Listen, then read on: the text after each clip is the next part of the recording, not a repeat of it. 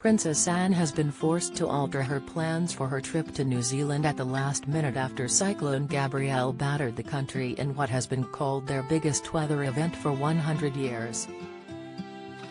The princess left London on Sunday evening with her husband Sir Timothy Lawrence for a 4-day visit, with adjustments now having to be made to their schedule.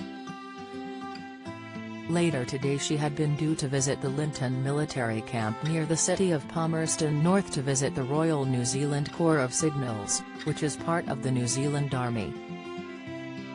However, due to the weather conditions, with the Army assisting in the relief effort, the New Zealand Defence Force said this would no longer take place. A spokesperson told Stuff.co.nz that instead Anne would be visiting the centre helping those affected by the cyclone.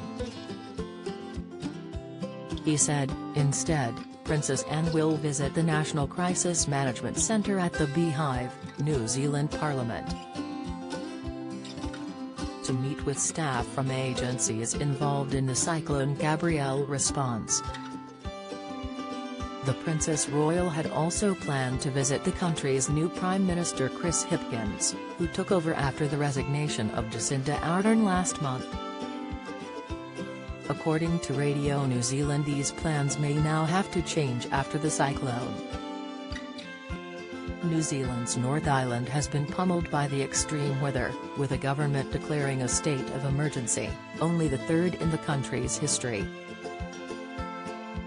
About 1/3 of the country's total population of 5 million have been affected by the cyclone, with 250,000 people without power.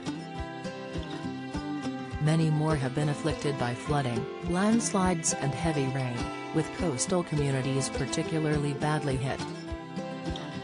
The UK and Australia have pledged to help, with some residents in the coastal town of Hawke's Bay having to swim out of their bedroom windows to escape the floodwater. Anne has already represented her older brother King Charles on a number of royal visits this year, beginning in early January when she travelled to Cyprus to meet with President Nikos Anastasiades and members of the military.